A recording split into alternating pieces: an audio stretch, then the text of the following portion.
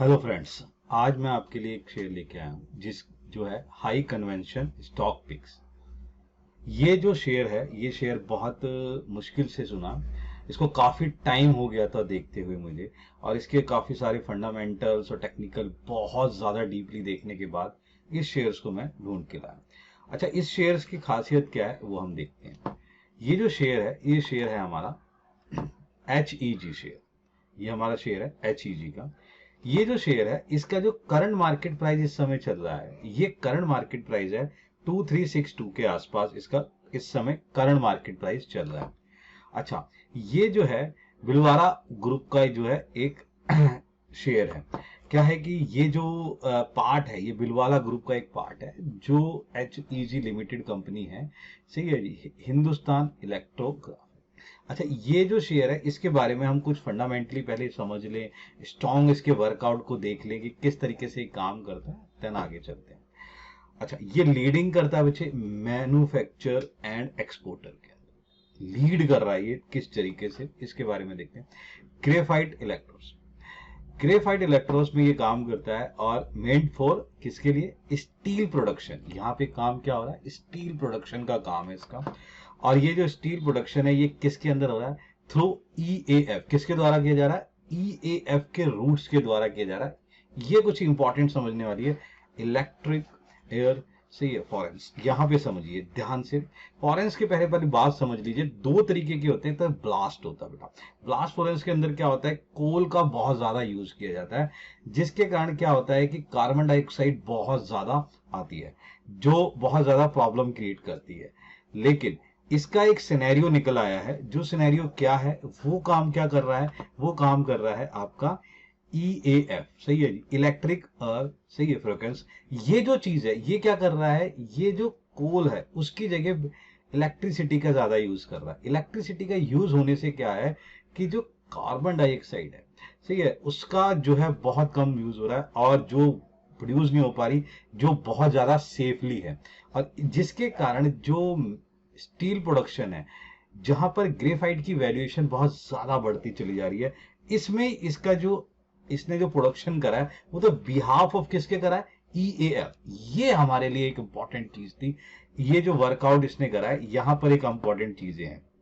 यानी कि आपने क्या समझा कि ये जो लीड कर रहा है, लीड तो कर रहा है, लीड क्या कर रहा है? ग्राफिक के अंदर स्टील जो सॉरी ग्रेफाइट के अंदर, जो ग्रेफाइट जो है वो मीट फॉर स्टील प्रोडक्शन किसके थ्रू हो रहा है? EAF। यहां पर ये सबसे इंपॉर्टेंट चीज जो मैं आपको बार बार बताने की कोशिश कर रहा हूं कि ये जो कंपनी है वो EAF के रूट से अपने आप को एक्सपोर्ट कर रही है। अब यहां पर क्या है कि इस कारण से क्या है, the company operate world's largest single site. सही है जी, ये क्या हो गया? एक लार्जेस्ट सिंगल साइट हो चुकी है। किसके अंदर है? ग्रेफाइट इलेक्ट्रोड्स प्लांट्स के अंदर ये क्या है? एक ऑपरेट कर रही है लार्जेस्ट उसमें। तीसरी बात कि इसके अंदर क्या है कि एक्सपोर्ट जो है 65 to 75%, सही है जी, प्रोडक्शन एक्सपोर्ट का हो रहा है, जिसमें सबसे ज्यादा एक्सपोर्ट जो है क्या है कि टू मोर देन 35 कंट्रीज के अंदर ये वर्कआउट कर रहा है। और ओवरऑल इसके 100 कस्टमर आ चुके हैं। यहां पर जो सबसे ज्यादा पार्ट जो किया गया है कि जिसका कंट्रीब्यूशन है वो है यूनाइटेड स्टेट का। टॉप कंट्रीब्यूटर है किसका? इस कंपनी के एक्सपोर्ट के लिए यूनाइटेड स्टेट। फॉलोड बाय, ये फॉलोड किसको? इजिप्ट है, स्पेन है, टर्की है। ये सारी की सारी चीजें जो है इसके अंदर वर्कआउट कर रही है। ध्यान समझिएगा। हाँ, अब एक जो इसने एक रिसेंट एक्सपेंशन करा है, वो रिसेंट एक्सपेंशन क्या है ये हमारे लिए जानने लोगे। यहाँ पर जो काफी टाइम से इसको देखा गया और इसके बारे में डाटा एनालाइजेशन करके चेकआउट किया गया, वहां पर क्या चीज निकल के आई कि HE has become the third largest producer.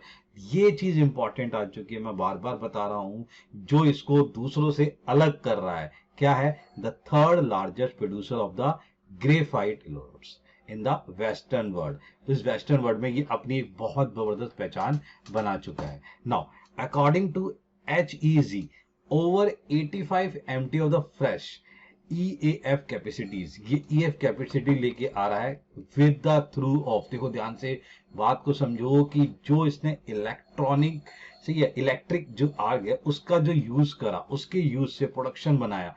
Actually चक्कर क्या है कि जो प्रोडक्शन हो रहा है वो किससे हो रहा है, इलेक्ट्रिसिटी से, और जिसके कारण जो है वैल्यूएशन जो है निकल के आ रही है, जो अभी तक have been around in the last, सही है, 1 ईयर टू 1.5 ईयर, यानी कि 1 डेढ़ साल से इसके बारे में ना सुना ना समझा कि भाई इतनी तेजी से ये जो है वर्कआउट करता जा रहा है ईएएफ के अंदर, सही है, which has never been seen the last, सही है ना, पास्ट प्रोडक्शन में ये चीज नहीं देखी गई है जिस तरीके से ये अपनी एक वैल्यूएशन बनाते जा रहा है ईएएफ के थ्रू।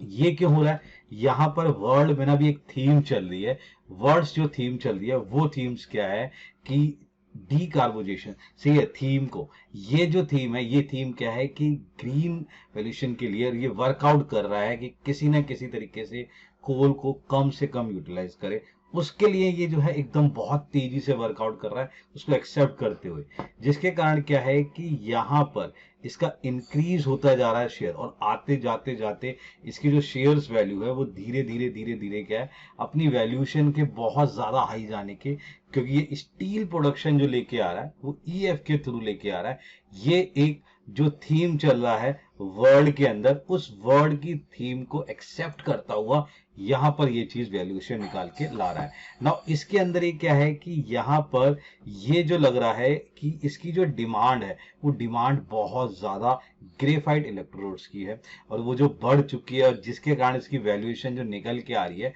वो एक बात मान के चलो मद्देनजर की कुछ और ही चीज होने वाला है ना। इसी को देखते हुए अगर मैं आपको एक और न्यूज बनाऊं कि उसमें क्या था कि जैसे एक चीज देखी कि ईएफ के थ्रू टाटा ने भी जो है अपने 2 प्लांट जो है ना वो ब्लास्ट से चेंज करके ईएएफ के थ्रू कर दिए, यानी कि उसको कन्वर्ट कर दिया है इलेक्ट्रॉनिक के हिसाब से, तो यानी कि टाटा स्टील भी उसी रास्ते पे चलने की कोशिश कर रहा है, सही है जी, और जिसको ईएजी ने बहुत तेजी से अचीव करने की कोशिश करी है। नाउ आगे चीजें, सबसे बड़ी बिग अपॉर्चुनिटीज इसके अंदर जो नजर आ रही है वो समझते हैं क्या है।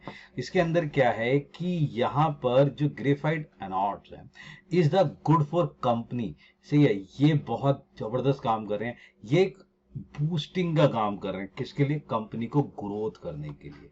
नाउ यहाँ पर एक और चीज क्या है कि इसकी जो मैन्युफैक्चरिंग है ग्रेफाइट से, ये अब क्या करने जा रहा है, लिथियम आयन बैटरीज के कारण इसको यूज करने की कोशिश कर रहा है, इसके हिसाब से ये चीजें बना के जा रहा है according to this update plan. जो इसके प्लान निकल के आ रहे हैं अपडेट वो कुछ और ही है। यहाँ पर क्या है, to capture the economics of scale the company is now, कितना है कैपेक्स इसकी 1800 2000 करोड़, इसके हिसाब से इसकी मेजरमेंट चेक की गई, वो क्या वैल्यूएशन निकल के आ रही है कि towards installing a company 20,000 ton per annum, ये 20,000 टन पर एनम वर्कआउट पे लेके चल रहा है अपने आप को, यहां वैल्यूएशन उस तरीके से चल रही है।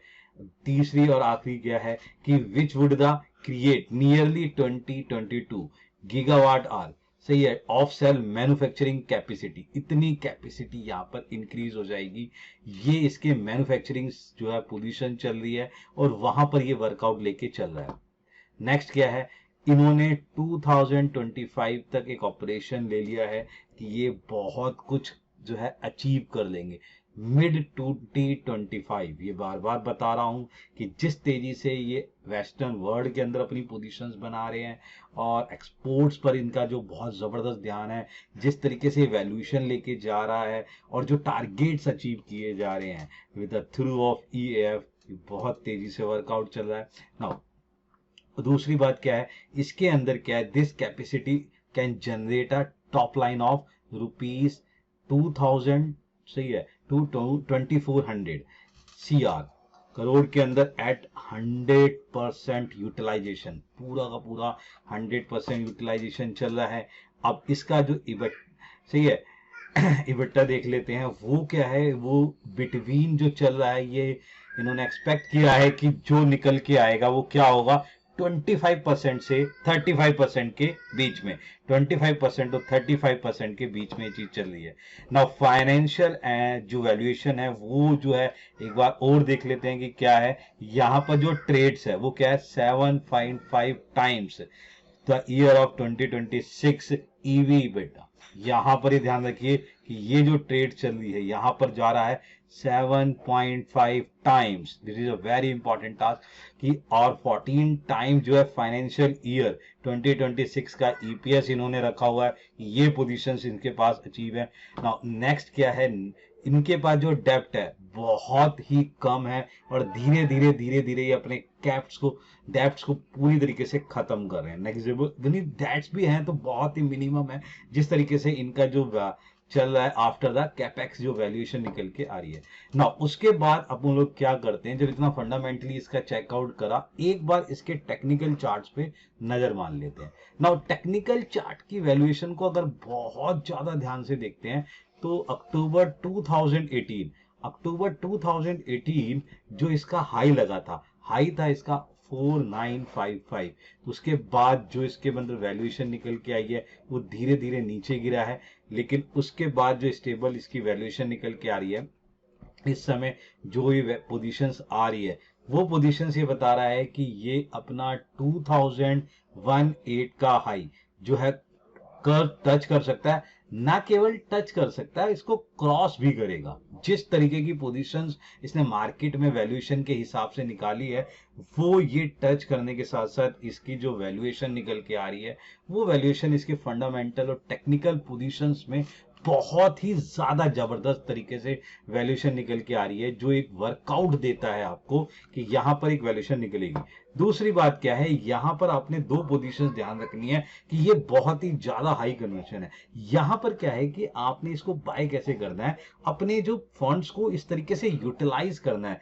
जैसे डिप्स होता है, जैसे जैसे मार्केट के अंदर कोई चेंजेस आते हैं, मार्केट में कोई पोजीशंस आती है, जैसे ही वो डाउन जाए तो देन यू कैन बाय, आप इसे बाय कर सकते हैं और धीरे धीरे डिप्स पर इसे बाय करने की कोशिश करें, पोजीशंस बनाने की कोशिश करें और अंडरस्टैंड करें कि ये जो पोजीशन है ये आपके पास समझ। मैं बार बार कहता हूं कि लोग बाग अपना फंड इकट्ठा लगाते हैं, ना फंड इकट्ठा नहीं लगाना, फंड को यूटिलाइज करना है और धीरे धीरे टारगेट जो है अपना इससे भी ऊपर है, जो इसका 2018 हाई है उससे भी ऊपर अपना लोग टारगेट है। मतलब आप समझ नहीं सकते कि ये डबल से ज्यादा होने वाला है ना, chances is very very high. तो वहां पर पोजीशंस को लेके चलना है, डिप्स पर अपनी ध्यान से कैलकुलेशन बना के रखें और ये ध्यान रखें कि जो है ये पोजीशंस अगर आप बना के रखते हैं और उसकी वैल्यूएशन को लेके चलते हैं तो ये उस तरीके से निकाल के आ सकता है।